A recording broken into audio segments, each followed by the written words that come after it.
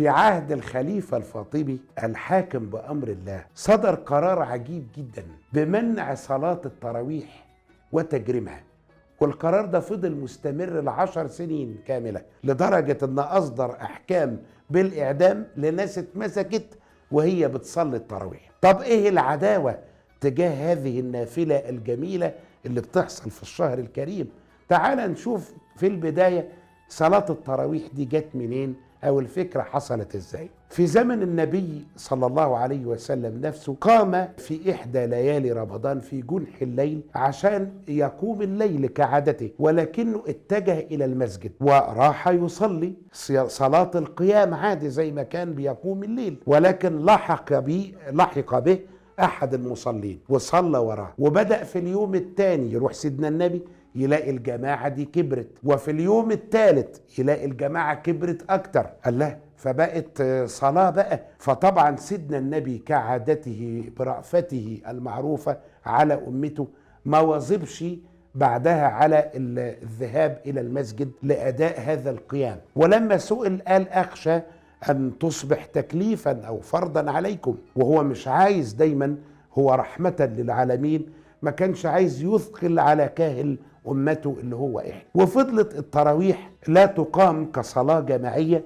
في عهد الخليفة الأول أبو بكر الصديق. بعد كده في عهد الخليفة عمر بن الخطاب بيمر يتفقد أحوال الرعية، الفاروق عمر بيتفقد أحوال الرعية كعادته، وجد بعض الناس بتصلي التراويح شوية واقفين مع بعض كجماعة، واحد يصلي لوحده، رهط مع بعضه يكون صلاة، واحد قاعد بيقرأ وهو الإمام. طبعا ما عجبوش المنظر ده، قال طب ما تيجي ننظمها طالما بقلوب المؤمنين العامرة حريصين على طبعا تقليد سيدنا النبي عليه الصلاة والسلام وهو أسوة حسنة لينا جميعا. قال طب ما ننظمها، نجيب بقى قارئ ونعملها صلاة منظمة. جاب أبي بن كعب وهو واحد من أشهر بقى القراء وحفظة القرآن في هذا الزمن يصلي بالرجال، وتميم الداري يصلي بالنساء، والاثنين من أعلام بقى الحفظة وأصوات جميلة، وتبقى صلاة التراويح في سورة 11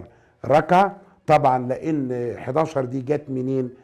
سئلت عائشة رضي الله عنها، السيدة عائشة، عن قيام الرسول عليه الصلاة والسلام في شهر رمضان، فكان ردها رضي الله عنها إن الرسول كان يقوم الليل سواء في رمضان أو في غير رمضان ب11 ركعة. فطبعا استقر الأمر على ذلك، ولكن لأنها نافلة كان في مساحة لزيادة عدد الركعات، كانت بتوصل ل23 مع التقصير في التلاوات، يعني لما تبقى التلاوات قصيرة نزود الركعات، ولما التلاوات تبقى طويلة نقلل الركعات، ولكن الحد الأدنى بقى 11 ركعة. استقرت النافلة وخدت شكلها الجميل اللي احنا ما زلنا حتى عصرنا الحالي بنحييه، ابتداء من عهد عمر بن الخطاب، وهو مر بنفسه بقى لما لقى المنظر استقر والتلاوة الجميلة والناس بتصلي، قال عبارته الشهيرة: نعم البدعة هذه. يعني هي صحيح حاجة ما كانتش موجودة في زمن النبوة، ولكنها حاجة جميلة وبدعة محمودة لا مانع من إحياء، وفضلت على هذا النحو لغاية ما توصل في مصر بقى العهد الفاطميين، وهم دولة شيعة. طبعا معروف موقفهم من سيدنا عمر بن الخطاب، فكان في منع لصلاة التراويح، اللهم إلا في بعض عهود الخلفاء الفاطميين اللي سمحوا بها، لكن في أغلب عهود الخلفاء الفاطميين بما فيهم الحاكم بأمر الله، كان الحاكم طبعا مذبذب زي ما معروف، شوية يمنع وشوية، يعني في بدايات عهده سمح بصلاة التراويح، ولكن بعد كده أصدر القرار اللي احنا بدأنا بيه بمنعها وتجريمها وإعدام من يصليها لمدة 10 سنين. وكان دي طبعا حالة الحاكم بأمر الله المعروفة بين الإباحة والمنع والتوتر اللي كان موجود في أيامه.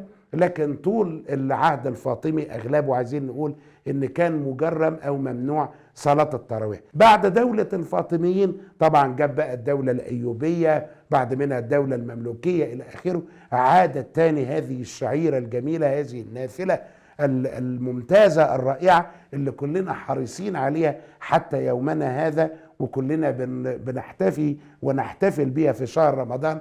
ومعلم جميل بيميز الشهر المعظم. وكلمة تراويح دي بالمناسبة هي جمع لكلمة ترويحة التي يمكن أن تجمع على تراويح أو ترويحات. يعني إيه ترويحة في اللغة؟ يعني جلسة استراحة، اكمنها صلاة بيحصل فيها استراحة بين كل 4 ركعات. من هنا جات كلمة تراويح. يعني طبعا أطلقت الكلمة على الركعات نفسها بقى، اكمن بيعقب هذه الركعات استراحة قصيرة، فبقت الصلاة نفسها اسمها صلاة التراويح، جاية من فكرة الترويحة.